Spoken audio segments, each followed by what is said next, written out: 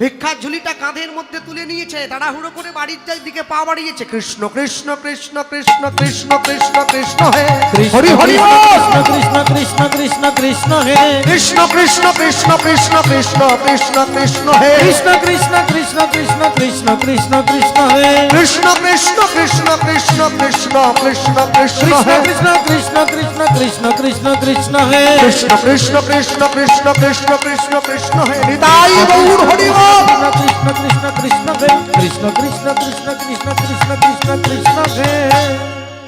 তাড়াহুড়ো করে বাড়ির দিকে যখনই পা বাড়াতে গেল, মাধব দাসের বাবা লক্ষ্য করছে আকাশের পশ্চিম কোণায় কালো একটা মেঘ উকি দিয়েছে। আর যখনই মেঘ উকি দিল, তাড়াহুড়ো করে বাড়ির দিকে পা বাড়ালো। আস্তে আস্তে সেই কালো মেঘে পুরো আকাশটা ঢেকে গেল, অন্ধকার নেমে এলো, ঝমঝম করে বজ্র বৃষ্টি নেমে এলো। ভিক্ষার ঝুলিটা মাথার থেকে নামিয়ে বুকের মধ্যে জড়িয়ে ধরেছে। আর বাড়ির দিকে তাড়াহুড়ো করে পথ চলতে গিয়ে গ্রামের মাটির কাদা রাস্তায় পা দিয়ে মাধব দাসের বাবা মাটিতে আছাড় খেয়ে পড়ল। ভিক্ষার ঝুলিটা হাত থেকে দূরে ছিটকে চলে গিয়েছে। যা পেয়েছিল চাল ডাল সব বৃষ্টির জলে কাদায় মিশে গেল। শূন্য পুটুলিটা বুকের মধ্যে জড়িয়ে ধরে রাস্তার পাড়ে বসে কাঁদছে, ভগবানকে বলছে, প্রভু আমি তো তোমার কাছে এত কিছু চাইনি, তুমি যদি আমার থেকে কেড়েই নেবে তাহলে আমায় দিলে কি জন্যে? দিয়ে ধন দিয়ে মন কেড়ে নিতে কতক্ষণ? মনে রাখবেন, ভগবান যখন মানুষকে দেয় তখন 10 হাতে দেয়, আর যখন কেড়ে নেয় 100 হাতে কেড়ে নেবে, কোমরের ঘুমসিটা পর্যন্ত থাকে না। রাস্তার পাড়ে বসে আছে, শূন্য পুটুলিটা বুকের মধ্যে জড়িয়ে ধরে বসে আছে। সকাল গড়িয়ে দুপুর হলো, দুপুর গড়িয়ে বিকেল হলো, বিকেল গড়িয়ে সন্ধে হয়ে গেল, মাধব দাসের বাবা ঘরে এলো না। ভগবান পরীক্ষার বোঝাটা বাড়িয়ে দিচ্ছে। যে ছেলেটা কোনোদিন মাকে গিয়ে বায়না করে নাই, আজকে সেই ছেলেটা গিয়ে মায়ের আঁচলটা ধরে টানছে, মা আমার বড্ড খিদে পেয়েছে, একটু খেতে দাও না। এ কি মাধু, তোর বাবা তো ভিক্ষা করে ফিরে আসেনি, বাবা তোর বাবা এলেই তো আমি তোকে খেতে দেবো। মা আমার যে ভীষণ খিদে পেয়েছে।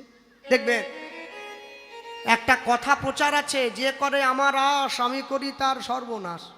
এখানে তো অনেক ভক্তের সমাগম হয়েছে, একজনও ভক্ত হাত তুলে বলতে পারবেন, বাবা গোপাল কৃষ্ণ ভগবান আমার সর্বনাশ করেছে? কার? এগুলো বানানো কথা, লোকে বলতে হয় তাই বলছে। আজ পর্যন্ত ভগবান কারো সর্বনাশ করেনি, সর্বনাশ করেছে নিজের।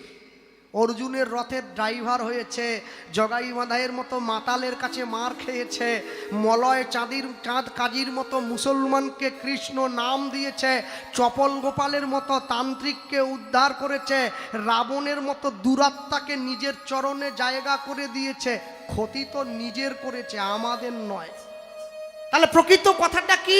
যে করে আমার আশ আমি করি তার তমনাশ। তম মানে অন্ধকার, অন্ধকার মানে পাপ, পাপ মানে মায়া। ভগবানকে যে ভালোবাসে তার অন্তর থেকে ভগবান পাপটাকে দূরে করে দেয়। আমাকে অনেকে বলেছে, কৃষ্ণবাবু আমরা ভগবানকে ভালোবাসি, দেখুন কত কষ্টে আছি, একবেলা খেলে আরেক বেলা চাল নেয়। আর যে ভগবানকে ভালোবাসে না ও কত আনন্দে আছে। মনে রাখবেন, পরীক্ষা তারই নেওয়া হয় যে পড়াশুনো করে, যে পড়াশুনো করেনি তার আবার কিসের পরীক্ষা? কদিন আগে তো মাধ্যমিক পরীক্ষা চলে গেল মনে হয়, তা আমরা 24 পরগনা কীর্তন করতে যাচ্ছি, গাড়ির মধ্যে বসে আছি, আর মেয়েগুলো মাধ্যমিক পরীক্ষা দিতে যাচ্ছে। আমাদের দাদা আমাকে ডেকে দেখাচ্ছে, দাদা ওই দেখো মেয়েগুলো মারুতির মধ্যে বসে পড়ছে। আমি ওকে বলছি পড়ার দরকার ছিল বাড়িতে, পড়ছে এসে গাড়িতে। তুই সারা বছর ছিলি কোথা রে? হ্যাঁ, গাড়িতে পড়ছিস। তারপর রেজাল্ট বেরিয়ে গেছে, ইংরেজিতে 2 পেয়েছে। সে মেয়েদের মায়ের কি প্রতিবাদ, বাপরে বাপ। আমার মেয়েরা ইংরেজিতে মেসেজ করে, ফেসবুক করে, হোয়াটসঅ্যাপ করে, কি করে 2 পেল? মারে সারা বছর না পড়ে পরীক্ষার আগের দিন পড়লে পরীক্ষায় পাশ করা যায় না। সারা জীবনে হরিনাম না নিয়ে মরার আগের দিন বললে মুখে আসে না। তো বলো, আজ বুঝবে না কবে বুঝবে? মাধ্যমিক 3 ঘন্টার পরীক্ষা দেওয়ার জন্য 2 বছর সময় দিয়েছ, 9, 10, তারপরে মাধ্যমিক। 3 ঘন্টার পরীক্ষার উত্তর দেওয়ার জন্য তুমি 2 বছর সময় নষ্ট করলে, তুমি মানব জীবনের উত্তর বের করবে নিজেকে কতক্ষণ সময় দিয়েছ? একটু দাও, তা না হলে বুঝবে কি করে জীবন কত সুন্দর। ভক্তমণ্ডলী, ভক্তিমতী মায়েরা, ভিক্ষার পুটুলিটা যে করে আমার আশ, আমি করি তার তমনাশ, তবু যদি সে না ছাড়ে মোর পাশ, আমি করি তার 6 পুত্রকে বিনাশ, কাম, ক্রোধ, লোভ, মোহ, মদ, মাশ্চর্য, ষড়রিপু। তারপরেও সে যদি না ছাড়ে মোর পাশ, আমি দেই তাকে বনে বাস। বনে মানে বৃন্দাবনে। যে তোমার শরণ লয় তার বাঞ্ছা পূর্ণ হয়, কৃপা করে দেহ মোরে বৃন্দাবনবাসী। তারপরেও সে যদি না ছাড়ে মোর পাশ, আমি তখন হব তার চরণের দাসে। নিতাই গৌর প্রেমানন্দে হরি বল, হরি বল। এত সোজা নয়। এ শীতকালে নলেন গুড় নয় যে কিনলাম আর টপ করে খেয়ে নিলাম। অনেক কষ্ট করতে হবে। মনে রাখবেন, মৌমাছির কাছে গিয়ে মানুষ প্রশ্ন করেছিল, তোমরা এত কষ্ট করে মৌচাকে মধু জমাও, মানুষ তোমাদেরকে আগুন দিয়ে পুড়িয়ে মেরে তোমাদের চাক ভেঙে মধু নিয়ে চলে যায়, তোমাদের কষ্ট হয় না? মৌমাছিগুলো উত্তর দিয়েছিল, মানুষ আমাদের মধুটা চুরি করতে পারে, কিন্তু মধু তৈরি করার কৌশলটা কোনোদিন চুরি করতে পারবে না। মানুষের যখন মধুর দরকার হবে, মানুষকে মৌমাছির কাছেই আসতে হবে। মানুষ 2 দিনের জন্য নিজেকে অনেক বড় নায়ক ভাবতে পারে, জীবনের আসল জায়গাটায় ঠেকে গেলে ঈশ্বরের সম্মুখীন হতেই হবে। কিন্তু যখন হবে তখন হরি বল উচ্চারণ হয়নি, বলে হজি বল, হাওয়া বেরিয়ে যায়। হ্যাঁ, কদিন আগে ভারতের বিশ্বকাপ খেলা হয়ে গেল, আপনারা সবাই দেখেছেন তো। আমাদেরও কীর্তন চলে তো দেখতে পারিনি, লাস্টে দেখতাম হাইলাইটস। তো 10টা ম্যাচ ভারত জিতেছে, আমার বড় আনন্দ জানেন। এই ফাইনাল খেলাটাই গিয়ে হেরে গেল 11 নম্বর ম্যাচে, বড় কষ্ট পেয়েছি। আমার মাও দেখেছে, খুব কষ্ট পেয়েছি। আর Facebook, YouTube, social media, Twitter, মানুষে কত খারাপ খারাপ কথা লিখছে, বলছে এর থেকে আমাদের পাড়ার বিমল ভালো খেলে, শ্যামল ভালো খেলে, তোরা কি করলি? আমি রাত্রেবেলা, মা ঘুমিয়েছিল, মাকে ডেকে বলছি, মা তোমায় একটা কথা বলবো। বলে কি ব্যাপার? আমি বলছি ভারত যে হেরে গেল, তুমি? বলে দূর ভালো খেলেনি। আমি না মা, খেলা ভালো হয়েছে, তাহলে হারলো কেন? মনে রাখবে, 140 কোটি ভারতবাসীকে ওই 11 জন খেলোয়াড় একটা শিক্ষা দিয়ে গেল। আমার মা আমাকে বলছে, তোর সব কিছুতে শিক্ষা। আমি শিক্ষা না পেলে শিক্ষিত হবে কি করে? কেন মা জানো? বলে কি শিক্ষা পেলি বল? আমি শিক্ষা আমি পাইনি, জগতের মানুষকে জানাবো। শিক্ষাটা কি জানো? ভারতের 11 জন খেলোয়াড়, বিশ্বসেরা খেলোয়াড়, তারা শিক্ষা দিয়েছে অতিরিক্ত আত্মবিশ্বাস, অতিরিক্ত অহংকার তোমার জীবনে পতন ডেকে আনবে। তুমি জীবনের সবগুলো খেলা ভালো খেললে, মনে রেখো ফাইনাল খেলার দিনে তোমার বিপক্ষে যে দলটা খেলতে এসেছিল তার নাম অস্ট্রেলিয়া, 5 বার বিশ্বকাপ জিতেছে সে কিন্তু পরের মুখ থেকে খাবার কেড়ে খায়, তার সেই স্বভাব আছে। জীবন যুদ্ধে তুমি খেলতে খেলতে সব ম্যাচে জিতে যাবে, যেদিনকে তুমি তোমার জীবনের ফাইনাল খেলাটাই গিয়ে দাঁড়াবে, তোমার বিপক্ষে যে খেলতে আসবে সেই খেলাটার নাম হচ্ছে মৃত্যু। জীবনের ফাইনাল খেলা যার সঙ্গে খেলবে তুমি, সেই খেলাটার দলটার নাম হচ্ছে মৃত্যু। সে এসে দাঁড়াবে আমার বিপক্ষে। আমরা কেউ মৃত্যুর কাছে জিততে পারবো না, হেরে আমাদের যেতেই হবে। যারা হাতে ঘড়ি পরেছেন, আমি তো ভয়ে পড়া ছেড়ে দিয়েছি, যারা হাতে ঘড়ি পরেছেন, ঘড়িতে 3টে কাঁটা থাকে, ঘন্টার কাঁটা, মিনিটের কাঁটা, সেকেন্ডের কাঁটা, 3টে কাঁটা এক জায়গায় দাঁড়িয়ে পড়লে 12টা বাজে ঘড়ির, তাই তো? যখন আপনি ঘড়ির দিকে তাকাবেন, ঘড়িটা আপনাকে মনে করাবে, ভাই আমার 12টা বাজলে আবার একটা বাজবে, কিন্তু তোমার জীবনের 12টা বেজে গেলে আর কিন্তু একটা বাজবে না। তাই মনে রেখো, জীবনের 12টা যেন না বাজে। 100 টাকার ঘড়িতেও টাইম দেখা যায়, 1 লক্ষ টাকার ঘড়িতেও টাইম দেখা যায়। তাহলে বলুন, 1 লক্ষ টাকার ঘড়ি কেন পড়েছেন? 100 টাকা দিয়ে পড়তে পারেন না? 1 লক্ষ টাকার ঘড়ি যে পড়েছে আর 100 টাকার ঘড়ি যে পড়েছে, দুটো মানুষ সমাজকে বুঝিয়ে দিচ্ছে কার সময় কিরকম চলছে। ভক্তমণ্ডলী মায়েরা, মনে রাখবেন, জীবনে তো সোজা নয়। তাই জীবনে কোনোদিন কলা গাছ হবেন না, যদি হন বট গাছ হবেন, যাতে অনেক মানুষের ছায়া পাবে। হ্যাঁ, তাই সব সময়ের জন্য বলবো, মাধব দাসের বাবা বসে আছে আর মাধু দাসের মা ছেলেটাকে বুকের মধ্যে নিয়ে ঘুম পাড়াচ্ছে। বাবা, আজকের মতো একটু কষ্ট করে ঘুমিয়ে পড়। কি করব, তোর গরিব মা ছেলেটাকে বুকে জড়িয়ে ধরেছে।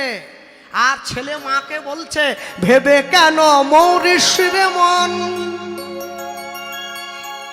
তোর যা হবার তাই তো হবে, যেটুকু তোর আপন ভাবে সেটুকু তোর পড়ে রবে। উলুধ্বনি হরি বল। যেটুকু তোর আপন ভাবে সেটুকু তোর পড়ে রবে।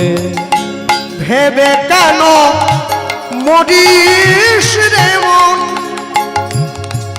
যা হবার তাই তো হবে, যেটুকু তোর আপন ভাবে সেটুকু তোর পড়ে রবে। যেটুকু তোর আপন ভাবে সেটুকু তোর পড়ে রবে। প্রমাণ কি? এই যে আমার মা, হ্যাঁ, ঘটককে ছবি দিয়ে দিয়েছে আমার, বলছে মেয়ের কিছু থাকুক আর না থাকুক, আমার ছেলের সঙ্গে কিন্তু নামের রাশির মিল থাকতে হবে, না হলে বিয়ে দেবনি। ওই যে যেটুকু তো আপন ভাবে সেটুকু তোর পড়ে রবে। আরে আরে শোনো, তোমার কপালে নাই কো ঘি, তুমি থালা পেটালে হবে কি? কপালে যদি সুখ থাকে বনে বসেও পাওয়া যায়, কপালে সুখ না থাকলে রাজপ্রাসাদে গিয়েও সুখ পাওয়া যায় না। যার দয়ায় বিশ্বভুবন, তার চরণে রাখিস রে মন। যার দয়ায় বিশ্বভুবন, তার চরণে রাখিস রে মন।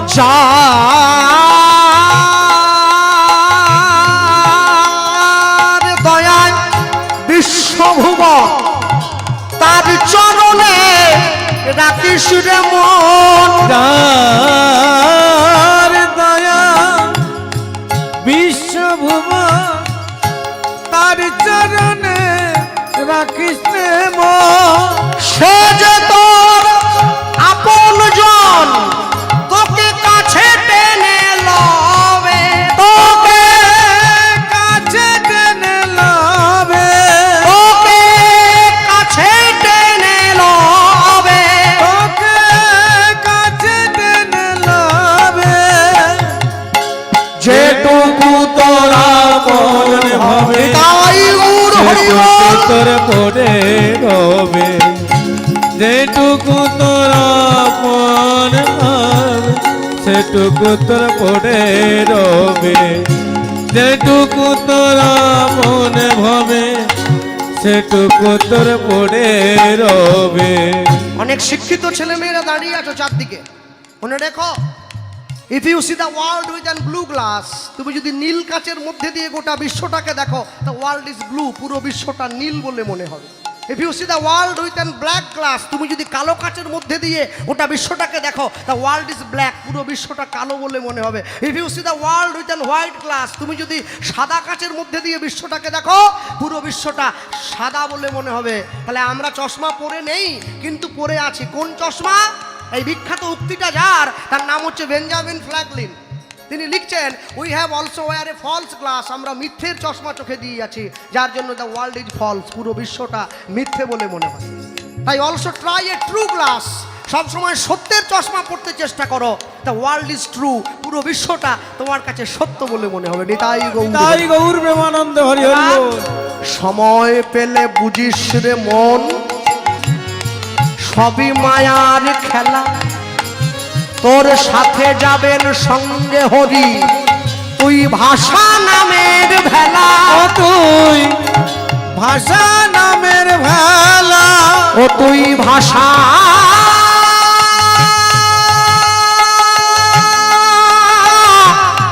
নামের ভেলা, তুই ভাষা নামের ভেলা। মনের কোণে সঙ্গপনে সপে দেমন ওই চরণে, মনে কনে সঙ্গপনে সপে দেব ওই চরণে। স্মরণ করো ওই দিনজনে, তোমার জীবন ধন্য হবে। তোমার হৃদয় গৌর হইব, হবে তোমার জীবন ধন্য হবে। তোমার জীবন ধন্য হবে। ওগো যেটুকু তোরা মনে ভাবে হৃদয় গৌর যেটুকু তোর হইব, রবে, যেটুকু তোরা যেটুকু তোর রবে, যেটুকু তোরা সেটুকু তোর রবে, যেটুকু তোরা মনে ভাবে সেটুকু তোর মনে রবে, যেটুকু তোরা মনে ভাবে সেটুকু তোর মনে রবে। সকাল গড়িয়ে দুপুর হলো, দুপুর গড়িয়ে বিকেল হলো, বিকেল গড়িয়ে সন্ধে হয়ে গেল, সবাই ঘরে ফিরে এলো, কিন্তু মাধব দাসের বাবা ঘরে এলো না। ছেলেকে কোলে নিয়ে মা যখন ঘুম পাড়াচ্ছে গভীর রাত্রিতে, দরজার বাইরে দাঁড়িয়ে কারা যেন দরজায় টোকা দিয়ে ডাকছে, ব্রাহ্মণী ব্রাহ্মণী দরজাটা খোলো। ছুটে গিয়ে দরজাটা খুলে দিয়েছে। পাড়ার লোকেরা কাঁধ থেকে একটা মৃতদেহ নামিয়ে মাটিতে রাখলো। এ কি, কে? শোনো, আজকে ঝড় জলের দিনে ভিক্ষা করে ফিরে আসার সময় তোমার স্বামী পথের মধ্যে বাজ পড়ে মারা গেল। দয়াময়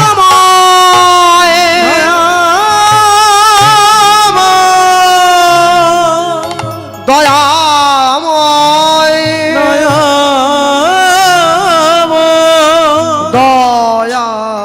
দয়াময় কোন বাপে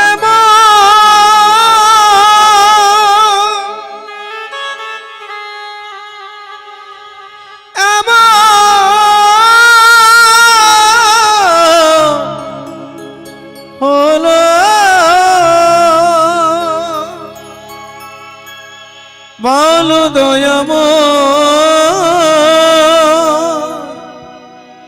বলো কৃপাময়, বলো দয়াময় বলো দয়াময়, বলো দয়াময় বলো দয়াময়, আমায় বলো দয়াময়।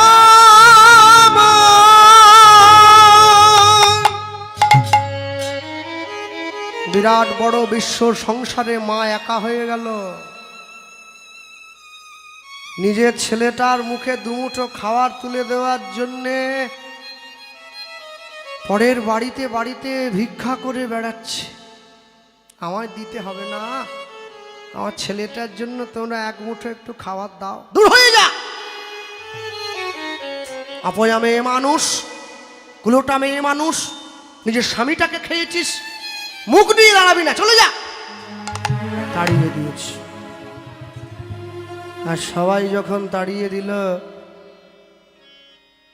নীলাচলের জমিদার মায়ের দরজার বাইরে দাঁড়িয়ে বলছে, মা তোমার স্বামী তো তোমায় ছেড়ে চলে গেছে। শোনো, আমি তোমায় বলছি, কালকে থেকে তুমি আমার বাড়ির রাধা গোবিন্দের মন্দিরে যাবে, মন্দিরের সেবা করবে, ভগবানকে মালা পরাবে, ফুল দিয়ে সাজাবে। আর শোনো, মন্দিরের সব কাজ করে দেওয়ার পর তুমি যখন আঁচল পেতে মন্দিরের বাইরে দাঁড়াবে, আমি তোমাকে দুটো আটার রুটি তোমার আঁচলে দেবো। তুমি ঘরে এসে একটা নিজে খাবে, একটা ছেলেকে খাওয়াবে। মনে রাখবেন, জীবনে যেমন কষ্ট পেতে হয়, কষ্টের চরম সীমায় গেলে তবে আপনি সুখের মুখ দেখতে পাবেন।